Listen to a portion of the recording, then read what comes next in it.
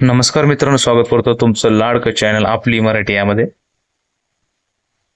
मित्रांनो, एका गजबजलेल्या बाजारात ढिगाणं लोकांची वर्दळ, हातगाड्या, फळभाजी आणि एका कोपऱ्यात एका चिमुकलीच्या डोळ्यात एक स्वप्न चमकत होतं. तिचं नाव होतं दमडी. होय मित्रांनो,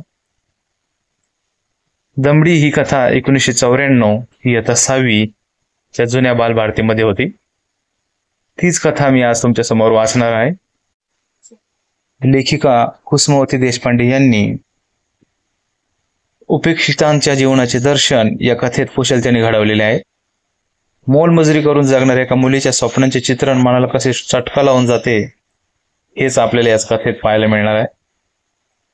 चला सुरुवात करतो. दमडी. 2:30 वाजण्याची वेळ. बर्डीच्या बाजाराच्या कोपऱ्यावर एक सार्वजनिक नळ होता व त्याच्या पलीकडे एक चिंचेचे विस्तीर्ण झाड होते. त्याच्या खाली दमडी निजली होती. त्या झाडाच्या वाकड्या तिकड्या पसरलेल्या जीर्ण मुळ्यांवर तिने डोके ठेवले होते. धुळीने धुसर झालेल्या तिच्या झिपऱ्या कपाळावरून गालांवर लोंबल्या होत्या. झाकल्या डोळ्यांच्या पापण्यांचे केस असूनही दिसत नव्हते. गालांची तर नुसती हाडे दिसत होती. हाडकुळ्या खांद्यांवर आलेल्या मळक्या चोळीची तिने जेमतेम गाठ मारली होती. कमरेला अर्धे मुर्दे विटके लुगडे गुंडाळले होते आणि तिने त्याचा कसाबसा काचा खोचला होता. तिने आपले 10-12 वर्षाचे पोरसवदा अंग जमिनीवर टाकून दिले होते. तिच्याकडे पाहिले तर वाटावे ही केव्हाची गाठ झोपी गेली असावी, पण तसे नव्हते. तिने काही क्षणांपूर्वीच अंग टाकले होते. बाजारात ती 1 तासापूर्वी तर आली होती. आपल्या आजीबरोबर ती मोठ्या पहाटेच ठेक्याच्या वावरात गेली होती. तिच्या कमरे एवढ्या उंच वाढलेल्या गवताच्या पेंड्या तिला बांधू लागली होती. सोनेगाव जवळच्या वावरात त्यावेळी कोणी चिटपाखरूही नव्हते. तिच्या आजीच्या सप सप चालणाऱ्या वेळेचा आवाज त्या शांततेचा भंग करत होता. मधूनच एखादा सुतार पक्षी त्याला साथ करी. चांगले 2-2.5 तास खपल्यावर त्यांचे भारे तयार झाले होते. ते ओल्या गवताचे लवलवते भारे डोक्यावर घेऊन त्या दोघी निघाल्या होत्या. 2-2.5 मैल चालल्यावर कुठे अजनी जेलचे नाके दिसले आणि अखेर बाजार. तिथे पोचल्यावर मात्र आजीने तिला सुट्टी दिली होती. मग आपली भाकरीची गठोडी घेऊन ती त्या सार्वजनिक नळावर गेली. हातपाय धुवून भाकरी खायला बसली. एवढेसे तुकडे चगळत चगळत ती भाकरी खात होती. ती एक घास तोंडात घाली व भोवतालच्या साऱ्या पसाऱ्यावर आपली नजर भिरभिर फिरवी. जणू त्या भाकरीच्या तुकड्याबरोबर भोवतालचे सारे जीवन ती तोंडी लावत होती. केवढ्या भरदिशी धावतात त्या मोटारी आणि फसदिशी पाणी उडवतात मेल्या. या भाजीवाल्या चालल्या सोनेगावच्या तर दिसतात. या हो तर काय, ती नाही का गोप्याची माय, भल्ली भरली टोपली भेंड्यांनी हाऱ्याच्या वर कशा गोलच गोल उभ्या करून दिल्या ना, जसे काही शिपाईच. त्या उडान खटुल्याच्या तळापाशी नाही का उभे राहत संगीनी घेऊन तशा. आणि त्या मोटारी तर अशा भारी अवघा रस्ता भरून टाकतात. बाजूने जाणाऱ्या माणसाला आपल्या वाऱ्याने उडून नेतात जणू. लोणीवाल्या उतरल्या बरं त्या झाडाखाली निंबाच्या. रामारामा केवढा कळकळाट त्यांचा. आडत्याशी झुंज घालतात जणू. हा काय न्यारा घमघमाट सुटलाय. तिने मागे वळून पाहिले. तिच्या पाठीशीच शेव भजीवालीची रावटी होती. शेवेचा असा चरचरीत घाणा घातला होता त्याने. दमडीच्या भाकरीचा घास हातातच राहिला. विस्पारलेल्या डोळ्यांनी त्या तेवढ्या अंतरावरून त्याच्या कडाईकडे ती पाहत राहिली. कोणीतरी मुंडसेवाला बाबा आला. त्याने 2 पैसे दिले. कागदात मूठ भरून शेव घेतली. पलीकडे 4 हातांवर जाऊन तो खात बसला. दमडीने सावकाशपणे डोळे वळवळले. आपल्या भाकरीच्या फटकुराकडे पाहिले व हळूच हात उचलून तोंडात घातला. तिच्या जिभेवर जणू शेवेचे तुकडे फिरत होते.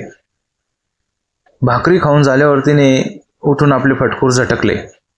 नळावर जाऊन कोपरापर्यंत पाण्याची ओघळ घळाघळा जाईत होती. ओंजळीने पाणी प्याली. फटकुरालाच हातवण तुटून चिंचेच्या झाडापाशी आली. मग तेच फटकूर चुंबळीसारखी उशाशी घेऊन झाडाच्या मुळ्यांवर डोके ठेवून झोपून गेली. 5 मिनिटातच तिला भोवतालच्या जगाचा विसर पडला. आणि ती स्वप्नाच्या जगात शिरली. त्या स्वप्नात ती अखंड चालत होती, पावलामागून पावलं टाकत होती. दृष्टीची झेप जाईल तिथवर तिला हिरवेगार गवतच दिसत होते. त्यातून वाट काढत डोक्यावरचा जड लांब भारा सावरत ती एकसारखी चालली होती. बरोबर आजी नव्हती, कोणीच नव्हते. तिने डोक्यावर सहज हात नेला आणि काय मज्जा! तिच्या डोक्यावर गवत कुठे होते? काहीतरी लांब, पिवळे, कडक, गरम. त्याचा सबंध भारा तिच्या डोक्यावर कोणीतरी दिला होता. हा हा, शेव, खमंग कुरकुरीत गरम शेव होती ती. तिच्या डोक्यावर होती. तिच्या हातानेच तिने धरली होती. त्यातली शेव खावी आपण. तिचा हात पुढे सरकला, पण लगेच भान आले की डोक्यावरचा भारा दुसऱ्याच कोणाला द्यायचा असतो ना. पुन्हा ती स्वप्नातच चालू लागली. दमडी निजली होती. एवढी हालचाल होत नव्हती. तिच्या अंगावर चिंचेची पाने मधून मधून पडत होती. आकाशात ढगांची शिवाशिवी चालली होती. वाऱ्याचे झोत येत जात होते. मध्येच ऊन पडे तर घटकेत वाटे आता पाऊस कोसळणार. असाच एक थंड वाऱ्याचा झोत आला व चिंचेची गार पाने तिच्यावर भरसली. पण तिचा स्वप्नप्रवाह चालूच होता. ती पुन्हा चालत होती. आता स्वप्नात एक थबथबलेला गवताचा भारा तिच्या डोक्यावर होता. पायात गोळे आलेले, सगळीकडे अंधार, प्रत्येक पावलाबरोबर भोवताली सळसळणारे गवत.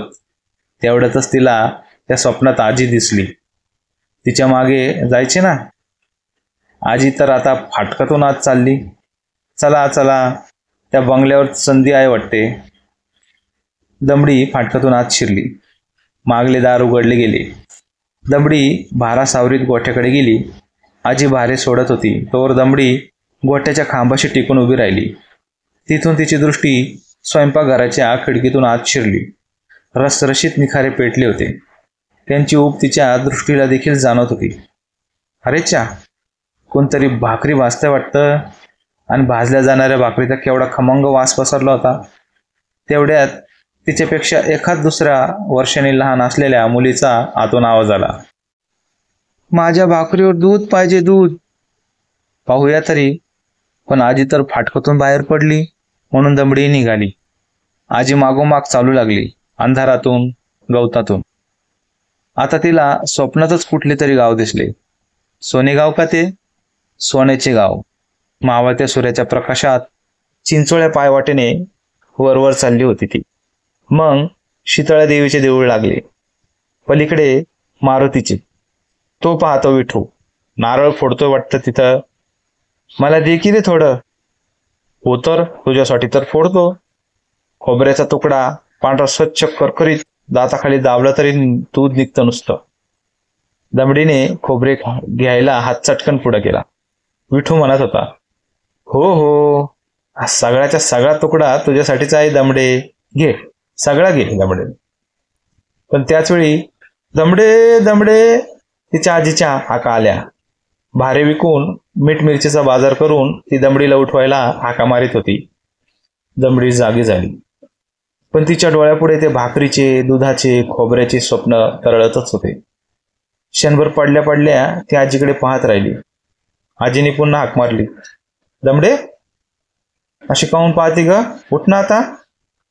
दमडी उठली. आपली भाकरीचे फटकोर झटकून घेतले व ती आता खरोखरच चालू लागली. शेवेचा खमंग वास घेत बाजाराचा रस्ता तोडू लागली.